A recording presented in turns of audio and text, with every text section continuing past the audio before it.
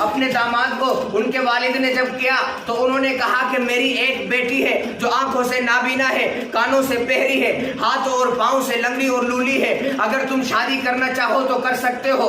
جب ان کی شادی ہو گئی داماد نے کہا کہ ابا جان آپ نے مجھے جھوٹ بولا ہے، آپ تو کہہ رہے تھے کہ میری بیٹی آنکھوں سے نابینا ہے، کانوں سے بہری ہے، ہاتھوں اور پاؤں سے لنگڑی اور لولی ہے۔ انہوں نے کہا کہ بیٹا میں نے جھوٹ نہیں بولا، میں اللہ کو حاضر و ناظر سمجھتے ہوئے کہتا ہوں جب سے میری بیٹی بالغ ہوئی ہے انہوں نے جان بوجھ کر کبھی غیر محرم کی طرف نظر نہیں اٹھائی ہے۔ جب سے میری بیٹی بالغ ہو گئی ہے انہوں نے غیر محرم کی آواز جان بوجھ کر اپنے کانوں میں نہیں ڈالی ہے۔ جب سے میری بیٹی بالغ ہوئی ہے بغیر نقاب اور بغیر پردے کے کبھی گلی اور کوچوں میں نہیں گئی ہے۔ میری بیٹی نے ہمیشہ شریعت کی اتباع کی ہے، شریعت کی پابندی کی ہے۔ میری بیٹی نے اپنی آنکھوں کا بھی پردے کا خیال کیا ہے، میری بیٹی نے اپنے کانوں کا بھی پردہ کیا ہے، میری بیٹی نے اپنے جسم کا بھی پردہ کیا ہے۔ یہ وہ ذات ہے جس کی گود سے حضرت شیخ عبد القادر جیلانی رحمۃ اللہ علیہ پیرانے پیر پیدا ہوئے ہیں۔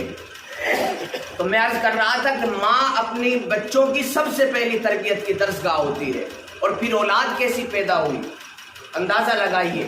حضرت شیخ عبد القادر جیلانی رحمۃ اللہ علیہ پیرانے پیر، جن کو پیرانے پیر کا لقب بھی دیا جاتا ہے، ایسی شخصیت کو اللہ رب العزت نے ان کی گود سے وجود دیا ہے۔ اور پھر اس کے بعد میں جب کچھ افاقہ ہوا اور حضرت شیخ عبد القادر جیلانی رحمۃ اللہ علیہ کی کچھ عمر بڑھی اور ان کو جب بغداد کے لیے روانہ کیا گیا تو ان کی والدہ نے کہا کہ بیٹا تم بغداد جا رہے ہو، تمہارے والد صاحب فوت ہو چکے تھے، ان کے ترکے میں سے 80 درہم باقی ہے، جن میں سے 40 آپ کے ہیں، 40 آپ کے بھائی کے ہیں، انصاف کا نظام دیکھیے۔ اور پھر اس کے بعد میں کہا کہ بیٹا تم چھوٹے ہو، اپنی اشرفیوں کا شاید خیال نہ رکھ سکو، میں تمہاری بغل میں ان اشرفیوں کو سی دیتی ہوں۔ حضرت کے بغل میں ان اشرفیوں کو سی دیا گیا۔ کچھ فاصلے پر پہنچا تھا قافلہ، ڈاکوؤں نے گھیر لیا۔ اس کے بعد میں جب تمام ڈاکوؤں نے تمام مسافرین کا سامان لوٹ لیا، اس کے بعد میں ایک ڈاکو نے اعلاناً کہا کہ کسی کے پاس اور بھی کچھ ہے؟ شیخ عبد القادر جیلانی رحمۃ اللہ علیہ نے ہاتھ اٹھا کر کہا کہ میرے پاس ہے۔ کہا کہ کیا ہے؟ کہ 40 دینار اشرفی ہے۔ ڈاکوؤں نے تلاشی لی، کچھ بھی نہیں ملا۔ اس نے دوسروں کو بلایا، تماموں نے تلاشیاں لی، کچھ حاصل نہیں ہوا۔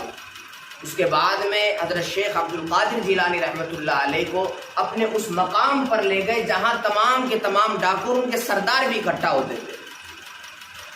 وہاں جا کر کے ان کے سردار نے کہا کہ بچے تیرے پاس کیا ہے؟ کہا کہ 40 دینار اشرفی ہے۔ کہا کہ ہم نے تلاشی لی، تیرے پاس تو کچھ بھی نہیں ملا۔ کہا کہ میری ماں نے میری بغل میں سی ہے۔ جب اس سلائی کو ادھیڑا گیا تو چھن چھن کی آواز کرتے ہوئے وہ اشرفیاں زمین پر گرنے لگی۔ وہ حیران ہو گیا ڈاکو کہ آپ چاہتے تو ان اشرفیوں کو بچا سکتے تھے، آپ نے ہمیں کیوں کہا، کیوں بتایا کہ میرے بغل میں 40 دینار اشرفی چھپی ہوئی ہے؟